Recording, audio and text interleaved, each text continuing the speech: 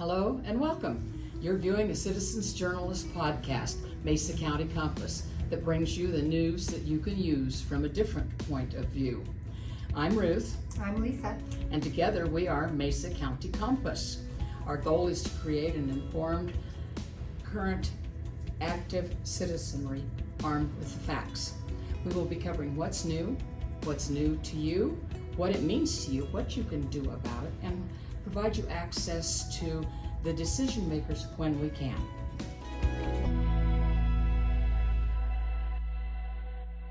Welcome to Mesa County Compass. This afternoon we have Nina Anderson, who is the vice chair of the Republican Party here in town, and we have a series of questions we would like to ask her. Welcome, Nina.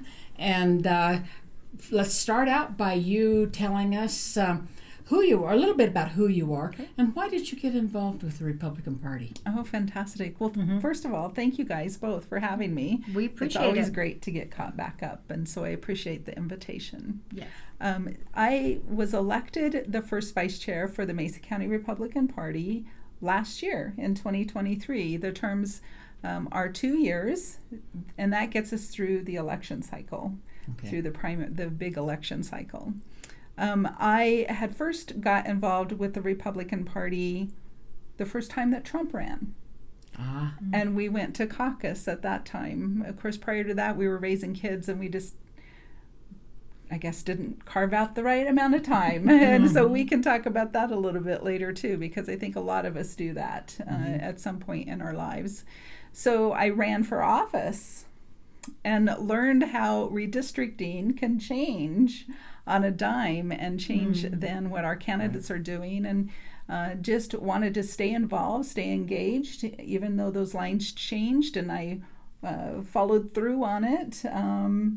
I didn't want to walk away because my whys for getting involved was to just change the perception of what people had of the party and of the party process and how to get involved and what it meant to our communities and to our families and to our futures, and that we have an obligation. With rights comes responsibilities, and I wanted to follow through on that. So I wanted to stay involved, and so that was how. And then, of course, Alice, who is our chairperson, I had worked with her with the Mesa County Republican Women for the previous, I think, 8 years that we worked together with the women's group. And she says, well, I'm going to run for chair. I said, okay, I'm in. Good. Sometimes it takes our friends a little bit to nudge us into things that we aren't. Lisa and I know about that. That we didn't know we wanted to do, but we really did. So, yes. Good. That's what got me here. So thank you for having me. You're welcome. So you said you got involved because you thought it was our obligation to do that. What do you think causes this lack of involvement of the Republican Party? I could be wrong, but it seems like the Democrats are much more unified one and much more active, and they're willing to get out, be involved, and try to make change that they think is important. It certainly is a different philosophy between the parties. The Republicans are about the founding fathers that meant we have individual rights. And the government is there to support and protect the rights of the individual. I'm not sure that's the philosophy of our Democrat counterparts. They certainly feel that the government should be the center of it, and that the government has responsibilities to take care of everyone, but they're not as big on individual rights. So they're about the greater Borg, if you will, and you fall in line with that, or you're not part of the team. And if you're not part of the team, then you don't get to play on their field. As Republicans, we like that everybody has their individual voice, and we think that that makes better government, and that the government is there to protect the individual and their rights. So whether it's property rights, rights to your decisions, but then, of course, with rights comes responsibilities, right? And sometimes I think that's where we as a party fall apart, because we do want individuals to voice their opinion and to have their opinion, but we don't always hold them accountable for, and we do this with our kids from time to time too, right? We're there to save them and hold them up, and and that needs to not be the way it is. Oh, People, there give needs me to a be little bit more consequences. explanation on that. So what do you mean by consequences, and who needs consequences? And Right. So, for instance, there you go. let's talk about our energy prices. Okay. Right? The government has a responsibility to uphold the individual rights being not just surface rights, but mineral rights. Those are the individual rights, okay? But if then the government comes in and says, well, we're not going to let you execute your individual rights, and then the price of energy goes up, then who suffers the consequences of the price of increase, right, on the energy? So we continue to allow government, especially one-sided government, to put their finger on the scale over here without consequences for what happens to the scale over here. Okay.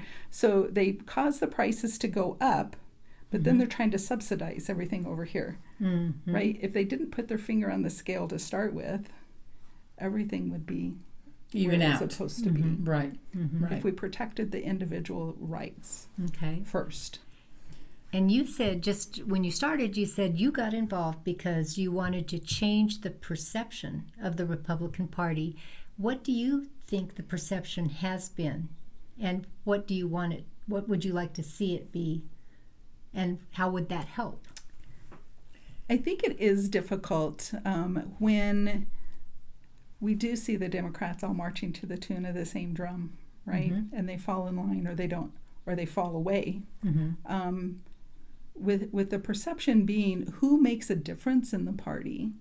And if you're sitting on the sidelines and you're not part of playing on the field, then you're not making the difference soon enough.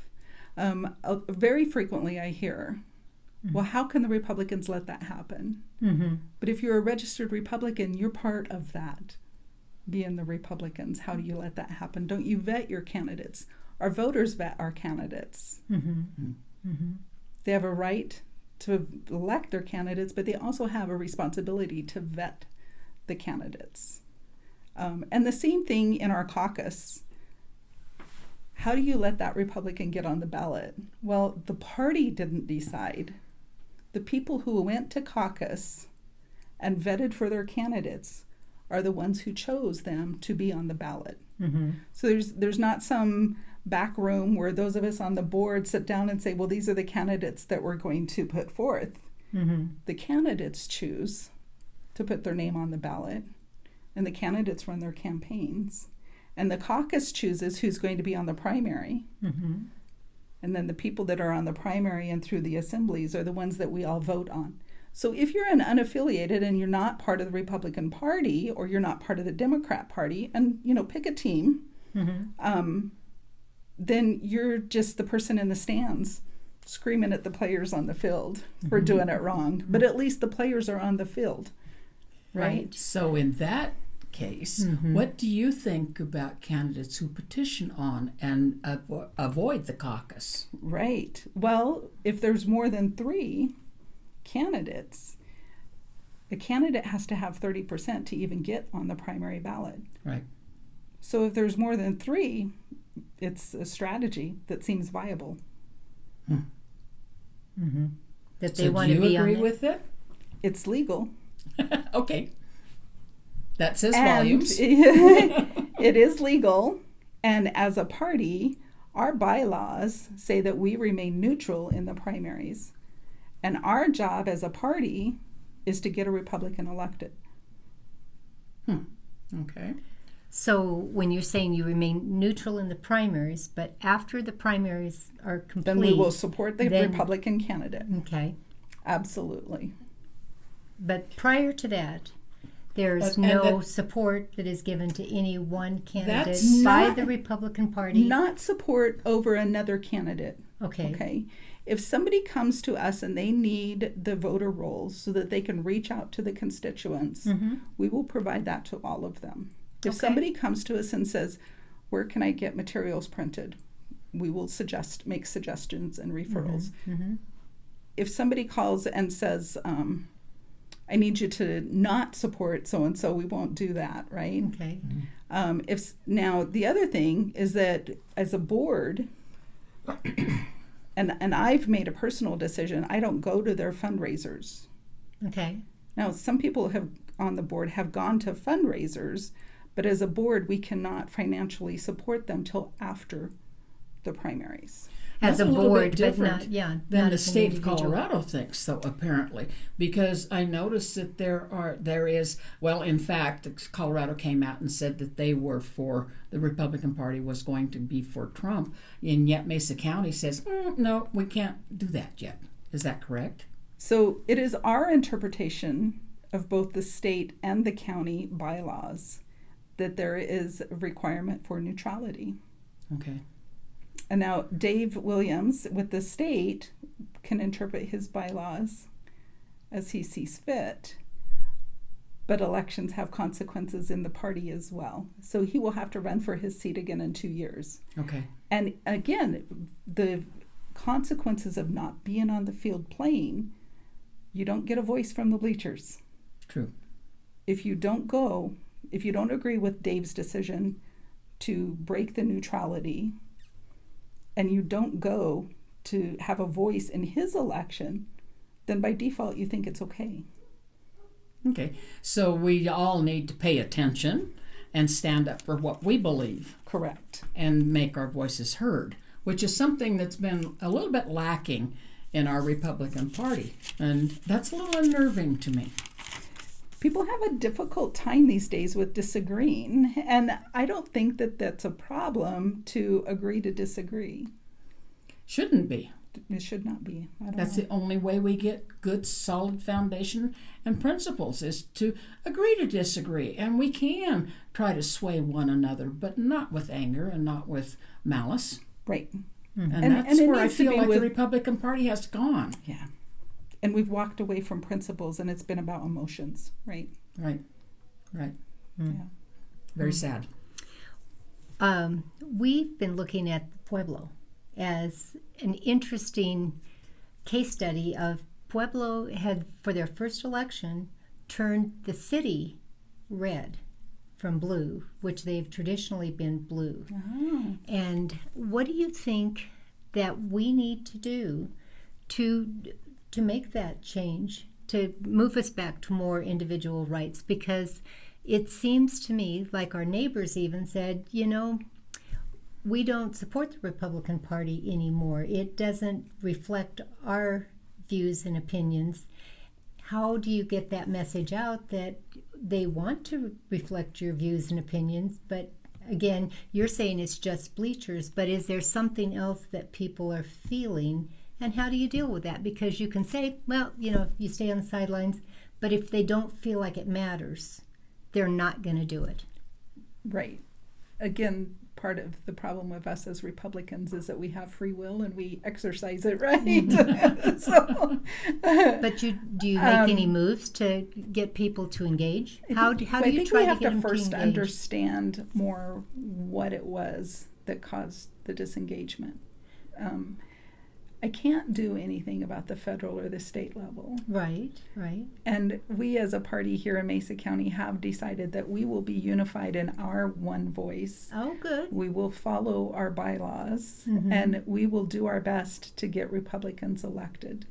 We do still have to react to what the market will allow us to do, right?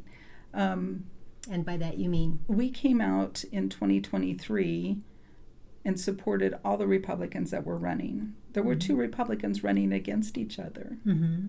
Mm-hmm. And that was difficult. Mm-hmm. But we wanted to support them all, and we wanted the community to know who the Republicans were Mm-hmm. so that they could vote accordingly. Because we do tend to vote more Republican in Mesa County. Mm-hmm. It backfired a little bit because people thought we were running a slate. Oh. And maybe that was our messaging that we didn't get 100% right. Mm-hmm. To say that we still had two candidates that we were supporting as Republicans, even though they were in the same district for city council. Mm-hmm. And it got none of them elected, right? I mean, that's what ended up happening. Right. But our understanding So was this I need kind to of- understand more, I think, Mhm. on what it was that person felt the party wasn't representing them. And if it was at the federal level or the state level, Mhm. I'm not sure that I can speak to that. And there are a lot of people that put it all together, right? It's not a top-down organization. We are truly trying to follow our bylaws here in Mesa County and do what's best for our Republicans in Mesa County. But our sphere of influence ends there.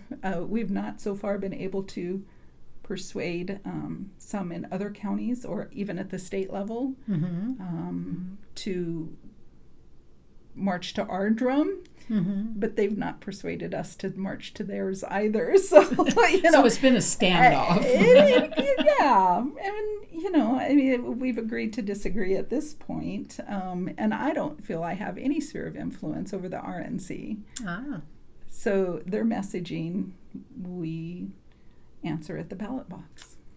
That's what I'm wondering. Is it messaging primarily that people are not seeing that Pueblo said one of the divisions that they had seen in theirs was it was like there's two camps.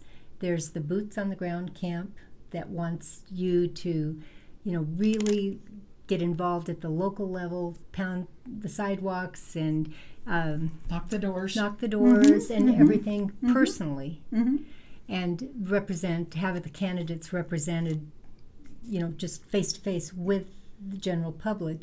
And then there's the country club that they think are people that say, well, we're going to fund this person and but they aren't involved so much. They feel like there's two camps within the Republican Party. That's in Pueblo. And I think that may be seen somewhat here too by our neighbors, that there are people of influence because of their money that are making the difference, and the people that are more representative and talking to individuals, no matter who they are this boots on the ground. So they feel like there's a disconnect in their, again, that participation. This is what I'm hearing from my neighbors. Right. I think that's an interesting take on what it takes to win an election. The problem is getting them both to come together, because if you have the country club Republicans and if you have boots on the ground Republicans, both of them, the philosophies in total are the same. We want the same end. But getting there is a big problem, and it's causing a split in the party. How can we heal that split? Well, as a former candidate, I can tell you it takes both. Yeah. You don't get your message out without money. And it takes money even for the boots on the ground. But Right. you don't get the money if you don't have the boots on the ground. So it does take both. I would say, how involved are they and what got them to that perception? Their involvement has been, being informed, and part of theirs too is they feel like the local news does not provide them with accurate information about what's going on, the candidates, what they believe. So they go to Colorado Springs because they feel like the newspaper there gives them a more accurate reflection of what's going on here. They listen to conservative radio to find their opinions, but they said they've just moved away, and they've in fact left the Republican Party and became independents. Yeah, a lot of people in Mesa County have done that. So how do we change that? I guess that's my question that I keep coming back to is how do you change that? How do you get that? Because I know, again, Pueblo said we need to get younger people that are going to support the party. And I know what you were saying, and what I've found is when you have kids, it is hard to be involved. It's really hard to be involved. There's just so much day to day that you're not going to be involved. And a lot of times when you're older, then you don't have the energy. So how do you get the group going? Around there. How do you get the group going? Because I'm sure that's your goal. And how much does the Republican Party once, I'm doing it again, I give the 14 questions. How much does the Republican Party contribute to individual candidates? We have not been contributing to individual candidates. I know you said before the primary, but once the Yeah. primary's over, still the same? No, still, yeah. I mean, we have been working to get Republicans elected in each of the cycles. We, as a party, count on our community to support our candidates. And so whether they're supporting it through the Republican Party, and then we will do what we can, whether it's paying for radio ads or giving them financial support, or but we don't get funded by taxpayer dollars. Our community funds us. The Republicans donate and fund us. So any money that we spend on the candidates comes from other Republicans. Well, I understand that. Yeah. But once you have the money, how is it determined who gets what? Then we would, so say if it was a state race, right, whether it's for Senate or House, we would probably put an allocation. We're going to give each of the candidates X number of dollars, and we would give them equal contributions. Okay. That's fair. Based on what level. In the past, I think the party has bought radio ads and said to vote Republican that way. So it's a philosophy, I think, on what marketing tool you think is best. This year, we're doing some digital campaigning just to get people to come to caucus. And so we've engaged a marketing firm that does digital campaigning. And what does that look like? So texting and social media, and we do our own emails. Volunteers do our emails out of our office. That's great. But we still have to pay for constant contact, and Few of those things that are costly regardless of what we do. right, Yes. right. And do you get any money from the state to help you? No. Oh my gosh. You're just out there on your own. We are out there on our own. Again, the We split are. between the two sides, the mountains are it. It seems more so all the time. It does, and I have talked to some of our candidates, even at the state level, that the state has not helped them as candidates either. So truly, whatever candidates we have out of Mesa County, we try to support. Now, support could also be non-monetary. If they notify us that they have an event coming up, we'll market that for them. Okay. But what I've tried to do, because it's very difficult to try to remain neutral, right? And especially in perception. Right. So, for instance, when it was Congresswoman Boebert, and she had a couple of opponents, Russ Andrew and at the time Jeff Hurd, then if I offered to something to either to Jeff Hurd or to Russ Andrews, then I would call Drew with Congresswoman Boebert's campaign and say, this has come about. Is this something you would be interested in? Because trying to remain neutral, if that campaign had heard that I had given it to one campaign and they said, well, we didn't know that you could offer that, then I wanted to make sure that we were on the up and up. So that's another way that we try to maintain our neutrality and support them, and say, we're going to have an event here. This is the time. Would love to have you if you want to come speak. How many events does the Republican Party sponsor, and what are they, and how do people know when to go? Right. So last year we were having lunches pretty much Right. every month, the third Right. Friday of every month out at the Doubletree. If you have had to book an event, you know that those prices continue to escalate. Right. And we started at $15 a few years ago. We were going to have to do $30 or $35 for the lunches this year. Ouch. And that is kind of country club prices, right? It is Back to country your club. point. Yes, exactly. It is. So this year we're trying something a little different. We had pizza and politics at Mama Rhea's last month. We had a great turnout, Yes. and we just wanted to talk about caucus and what it took, and to maybe talk about any questions that the Republicans had about what was going on in the election year. In February, the month of the presidents, right, Right. and all of their birthdays, Right. I'm trying to organize a Palisade pie event. Oh, nice. And I want to do it as a political mythbuster. Ah, Because we all Interesting. thought that Washington chopped down the cherry tree, right? right. Not. He did not. and what other political myths might be out there. Right. So we want to remain open and engaged and give everybody an opportunity to talk to the candidates, but we want to do it in little ways that are not a financial burden to the Republicans or to the party, because honestly we were having to fill that gap, Right. and we were taking money from others to fill that gap, and we just didn't feel like that was sustainable. And we want more money for our digital campaigns and for our website and for our email So marketing. people and that are all of those buying things. dinners can actually turn around and help you in other ways Right. to Correct. be able to get the message out. Correct. Well, and I thought Mama Ray's was a great idea just because you could order a beer or you could order a full meal, and Right. it wasn't as hard for somebody financially. Plus, it let working people attend because it wasn't during that the the day. best?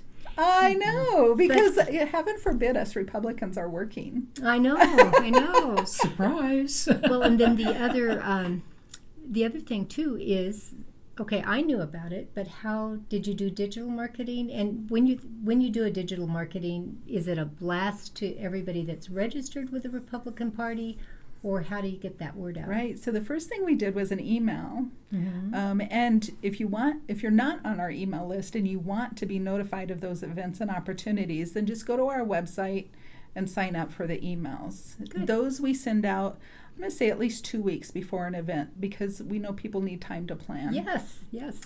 I also, Facebook kicked me off right after I was elected. Oh no. And I tried for months to get us back on and to reactivate that page, but we had to start a new Facebook page.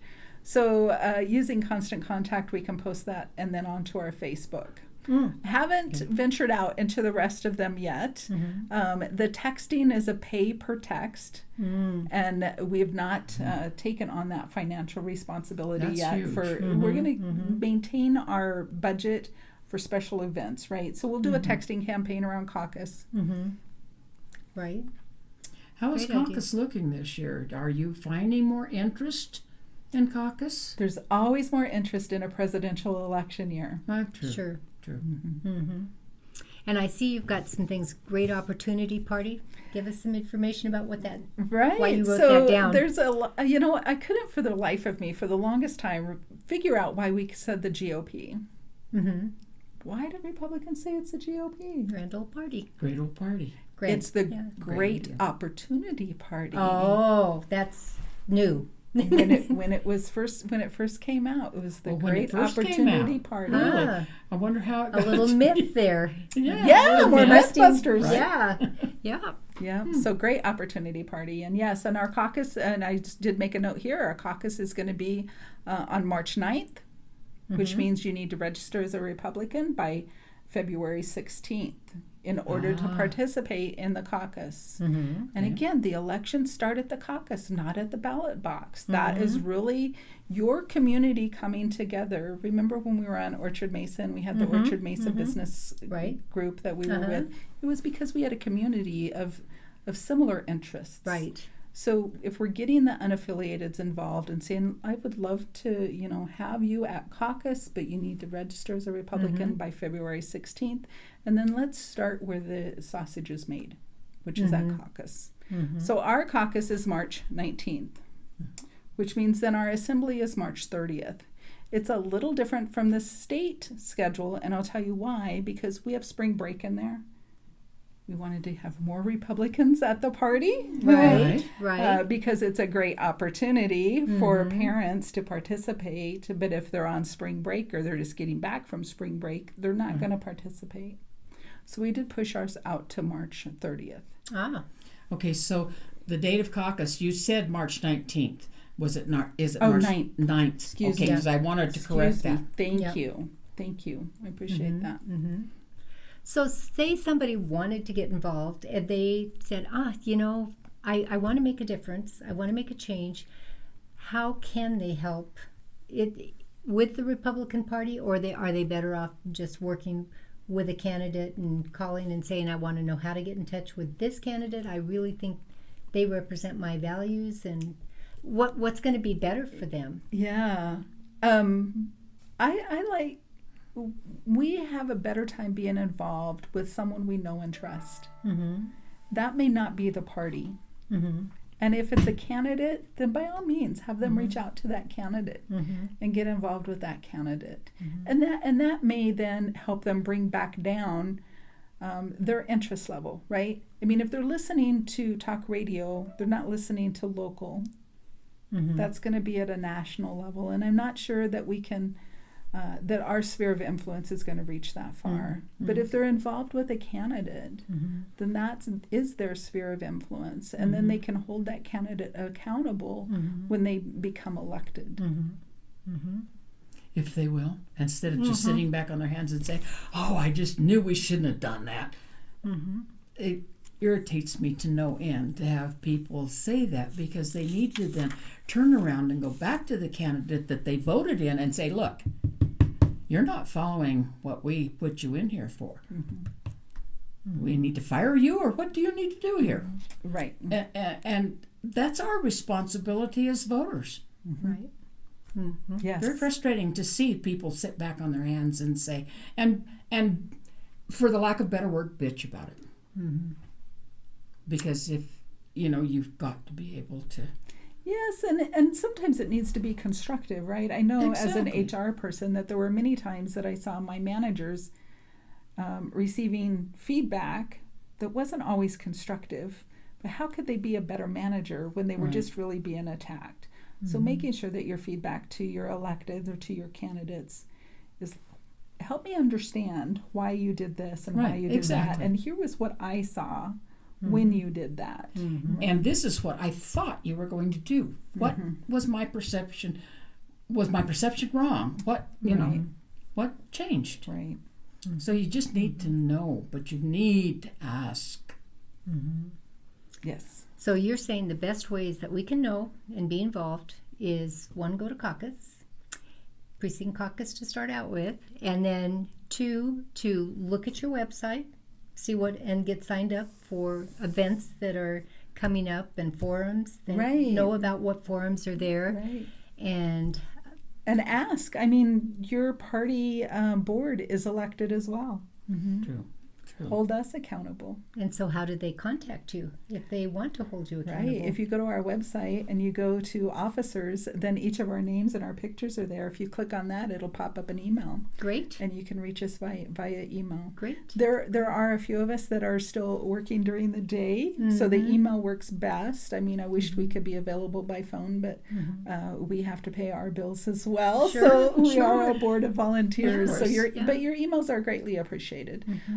And sometimes it may take us a day or two to get back, but we have really made a commitment as a board to getting back and welcoming all Republicans. We know that we have diversity. And while you're sitting here, Nina, would you tell us, please, and tell our audience exactly who is sitting on the board at this time? Absolutely. Alice Bumgarner is our chairperson.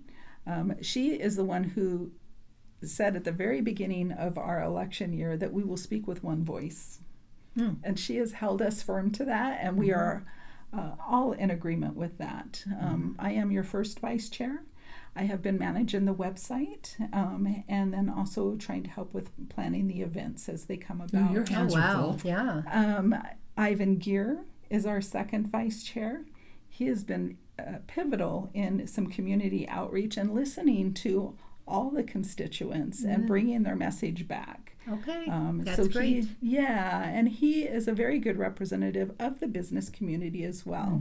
And regardless of which race, he's very connected within the community. He's the former chairperson of the Grand Junction Chamber, and he works in the development community. So he's been very good about the community outreach.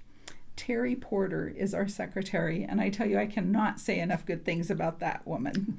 She has really taken on a huge task coming into the election year. She's assigned all the caucus space. She keeps copious notes, holds us accountable to our agenda in our meetings, and makes sure that we stay legal. She is great at interpreting our bylaws and making sure that we are abiding by them as well. Good. And then recently on our board is Bonnie Beckstein. She is our treasurer. She is a CPA by Nice. profession, so we're glad to have her as well. So Good. that is your board. So how much time would you say you have to commit with your work on the Republican Party? Because I know you have a business and Express Personnel. We're going to just be out there and do a Thank plug. you for that little plug. Yes. She- Well, I do have a great staff that gets people to work and works with my clients to find them great people.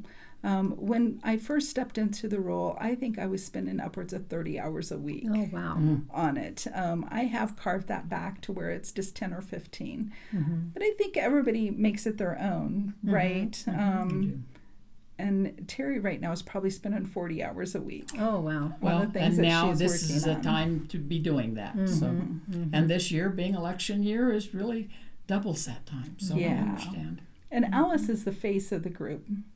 So I don't even know if she wants to count her hours No. because she, you know, when She you're won't a ever have chairperson- anybody ever want to be a face. They'll say, I think that you're doing a great job facing. when you're a chairperson, you're on task all the time, whether she's at the grocery store Yes, or exactly. whatever. So, Keep the smile on, keep going. Oh, yes, yeah. and she responds to all the reporters and Oh, gosh. yes, Okay. and to our state. You know, she has Right. to.